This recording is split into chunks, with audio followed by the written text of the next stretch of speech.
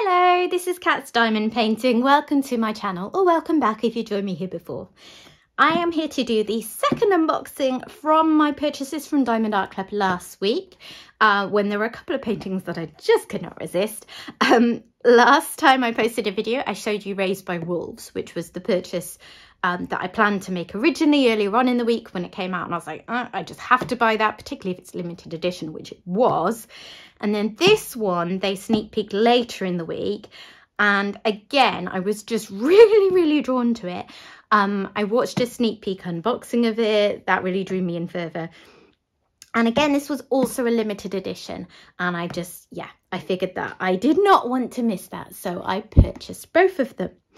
So I'm going to have a look at this one with you today. So this is Gull Point Lighthouse, and it's based on art by Henry Peterson. And there's a couple of things that drew me in. I'll show you a better picture of it later on, don't worry. I know you can't see very much of this. One thing is that I just love the picture. I love the details. I don't have any other lighthouse pictures in my stash. There's gulls, there's the sea, there's pretty sky colours. Another is that for a landscape, it is surprisingly not small, but smaller than usual. And also there's a lot less confetti than there can be in landscapes. So landscape paintings is one of those things that people tend to have quite firm feelings on. Like, some people never do them, some people love them. I love them. I don't like to work on them all the time because they do tend to be massive because they're very detailed, and as a result they tend to be very heavy in confetti, which I am absolutely fine with, but I don't like that to be all I ever work on. So like at the moment I'm working on House on a Cliff, and it's gorgeous. It's probably my favourite painting I've ever worked on, and I'm loving it. But some sections of that are intense confetti, and if every painting I worked on was like that, I think I'd get fed up.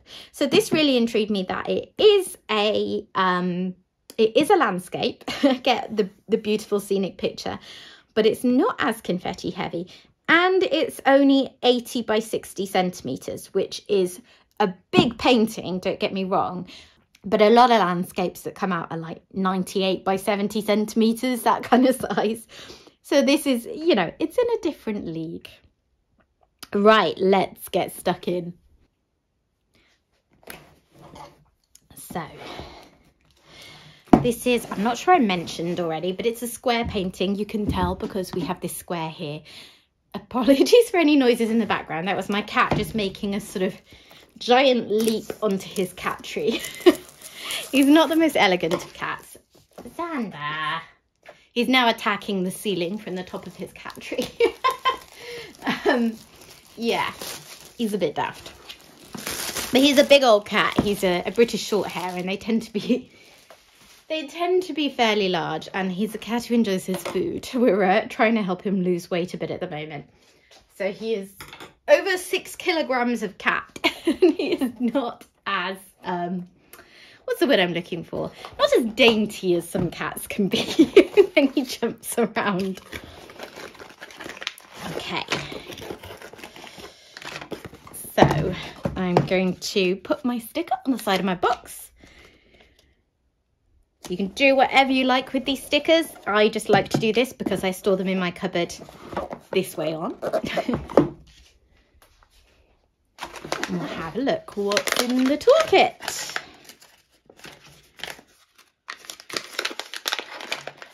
Can't get this one open. Okay, so we have a roll of baggies, we have a tray and stopper.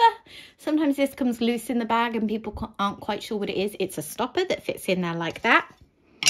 We get our 2 plates of heart-shaped wax in a little caddy. We get, hang on a second, it rolled over there. We get a pen and squishy that match in colour. We get tweezers because it is a square kit. These are always very sharp, so do be careful of them. We get a 4-placer and a 7-placer. These are the good thin plastic multi-placers, which I actually use a lot. And then we get washi tape Nice and pretty. And we get a cover minder. Cover minders, if you're not sure what they are, with poured glue paintings like Diamond Art Club offers, you have a clear plastic cover over it. And what people like to use these for is you pull the clear plastic cover back to uncover your sticky canvas to work on.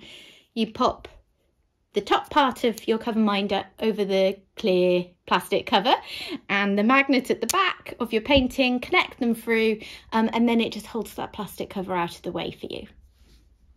Right, let me get these packed away.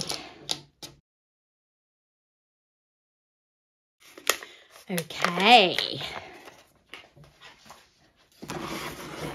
now the exciting part. Who am I kidding? The whole thing excites me. However many Diamond Art Club paintings I've bought and unboxed over the past couple of years, and I still get a thrill every time. Any paintings really, not just Diamond Art Club, but yeah, they are my favourites. So,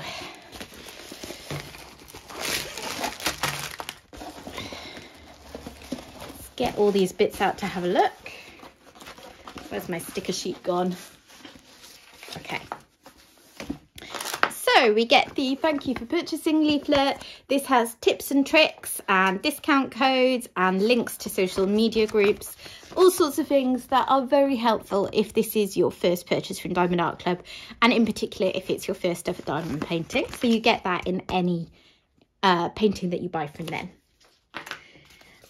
Let's show you a closer picture of the image. Isn't it beautiful? I love it. I really like the detail in it. The water, all those lights shining off the sky in the water are so pretty. You've got the gulls. And when I saw the rendering picture that shows how it will look when completed, the computer generated rendering picture, they've just been done so well. I think it's going to be beautiful. Okay, so we have 67 colours, I think. I don't think I've missed a second sheet. Yeah, okay, so this is one that they've just kept within the bounds of what they could fit on one sheet. We have 3 AB colours. So they have a DMC code under 150. We've got 104, 107, 141. So we'll take a look at those later. That's it on the special drill front for this one. And we've got a beautiful array of lots of blues. We've got some oranges and yellows and greens. We've got some reds from that nice bright house. Yeah, it's going to be lovely. Let me see if I can find those ABs.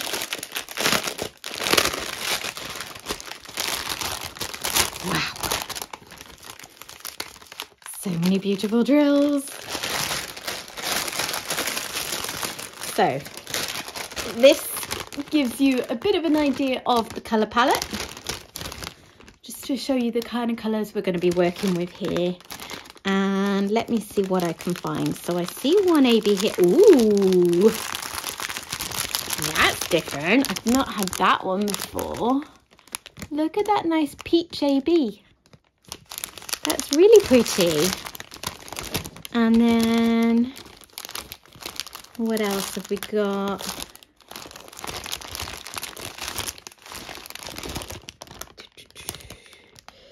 I always think I just can't see for looking when I'm trying to pull these out. They're probably staring right at me and I'm just not spotting them.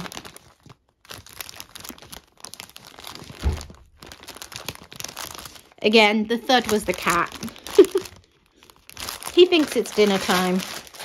It's about 2 hours till dinner time, so in his mind that is the time that he starts hassling for dinner. Right, this isn't going very well. So that 104 will be that peach, so I'm looking for a red and a white.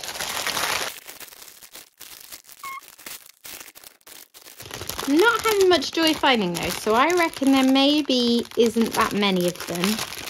Oh, there's the white. There's 141.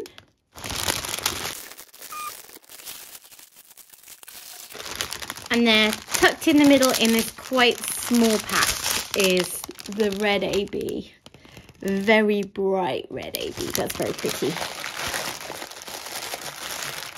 So yeah, those are our colours that we're going to be working with. Now I want to take a look at the canvas. Okay, I'm rolling it back on itself because I'm too impatient to wait for it to flatten. Diamond Art Club do say that their canvases are self-flattening, meaning that if you were to just unroll this and leave it on your table for a bit, it would flatten out nicely on its own. If you don't have the time to wait for that or the patience, you can roll it back on itself like this because it's poured glue, so that will not ruin the glue at all. And if you still need it to be a little flatter after that, you can peel back the plastic covering and put it back down again, and that will flatten it further. So here we are. I can't get it all in frame, so I'm just going to get as much of it in as I can. And then I will pan over it in a moment. So, isn't that gorgeous? Oh, I love it. So yeah, I love how these red houses are going to pop out. But one of the things that, like I was saying, really drew me into this was how much colour blocking there is in it for a landscape. I've talked a bit before about how I used to avoid paintings with a lot of colour blocking because I really wasn't very confident multi-placing, and I would get quite bored doing that single placing. I know lots of people do just single place, and if you're happy with that, that's fine. But for me, I would get a bit impatient doing that. Impatience is definitely one of my my flaws. So yeah, I didn't used to pick up paintings like that as much, and this would previously have put me off a little bit because I would have looked at this top corner up here and thought, oh, that's going to take me forever. But now I multi-place with a 7-placer and I am starting to work up towards bigger ones. They don't scare me as much. Particularly with Diamond Art Club kits, because they have these new drills that are very, very uniform. Not many have tabs or bumpy bits, and they've tightened in the grid field so that the drills just fit together perfectly, very, very neatly, very little space around them, and yet they don't pop off. And I find that so, so satisfying. And I find it easier to multi-place with those because you don't have to kind of stretch out how they lie as much. I don't know if that makes any kind of sense, but you know when you're multi-placing and you kind of roll the multi-placer along where you're placing them, and you have to kind of almost get a bit of stretch in to make sure that the drills go in there, the spaces they should be in. You don't have to do that, and that helps. So I think, considering this is a landscape and considering it is still a decent sized painting at 80 by 60, this will work up pretty quickly, because this whole sort of third or so of the painting is mostly colour blocking. And then when you get over to this section, there is a lot more confetti, but it's not that bad. So if you're someone who likes the look of landscapes, but you don't buy them because you can't face all the confetti that you normally get, this could very well be the painting for you. So do take a look at it. As far as I know, it's still currently in stock, but it is a limited edition, so don't wait around on it if you like it. Okay, I am going to pan over this for you now so you can see it a bit more, and then we'll take a look at where those ABs fit in and just look at a few more details up close.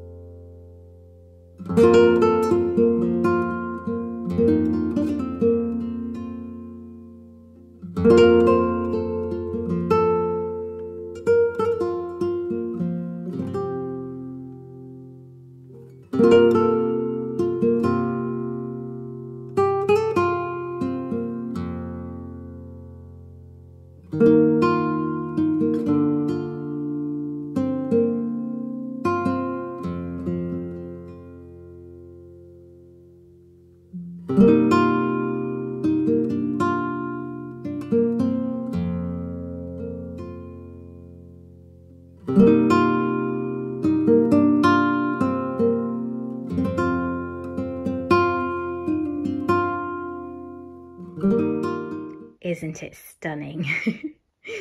So I really love what a good job they've done rendering these seagulls. I mean, it helps that they're quite prominent in the painting. Like, often animals in landscapes are very small relative to the rest of it. And then they do a good job with rendering them. But actually, when you zoom in too close, they're pixelated. Whereas these ones are quite prominent in the painting. But they look really, really sweet. I like those a lot. And the lighthouse up here. You can see all the shading in that. So I love this kind of gradation from the darker greys through to the lighter colours. So you can just imagine, you know, the sun's coming from here. You can tell from the sky colours and hitting on the side of the lighthouse. And it's just so pretty. So going back to the conversation about confetti and colour blocking, you can see over on this side, you know, there's a fair bit of colour changing in the trees and things. Definitely seen worse, but, you know, there's a lot. And we've got this one patch down here that, you know, if you really, really hate confetti, this might be a bit off-putting for you. Honestly, though, I don't see any other sections on the canvas that are that intense with confetti. And over here, I mean, look at all this. This is a colour blocker's dream. If you're one of those, like, supernatural people who can use like 15 places, you'll have all this done in about 5 minutes. And it's going to look really pretty too. So let's take a look for our ABs. We're looking for the codes 1, 2, 3. 1 is that lovely peach colour that I like so much. And that is all in the sky from what I can tell, which is just going to be beautiful. Look at that little boat. I don't think I'd actually noticed that boat was there. So yeah, you've got the sun is obviously like behind the clouds over here or just off the picture. And then you get that lovely like orangey peachy sky. And that's where that's going to be glittering away. And then the 2 is the red. So looking at the red sections, there's a little bit here. Again, thinking of the light coming over from this direction. So you've got light glinting on this side. We've got a bit up here. Have we got any on here? Not so much. But we do have it in these flowers over here. So they'll be nicely accented. And then the number 3 code is for the white AB. That is going to beautifully pick out this side of the lighthouse where the sun's shining on it. I don't see any in the sky, but I do see some of that white AB a little bit in the water in the surf here, but also on each of the gulls.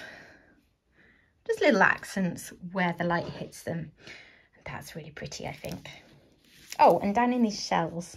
I'm like, considering this is one of the less detailed landscapes I've looked at, I'm still picking out lots of details that I didn't really absorb when I first looked at it. So yeah, they're really pretty. I also really, really enjoy this sort of teal colour. It's one of my favourites. So it's nice that that is in this section here. So yeah, that is Gull Point Lighthouse. I'm really happy I picked it up. So yeah, hopefully you have enjoyed this. If this is your sort of thing, then hop on over to the website before they sell out. You never know when that's going to happen with limited editions. Sometimes they might stick around for weeks or months. Other times they might go quite suddenly. So yeah, do check that out if you are interested. And thank you for watching. I hope that you've enjoyed this and I'll see you again soon. Bye.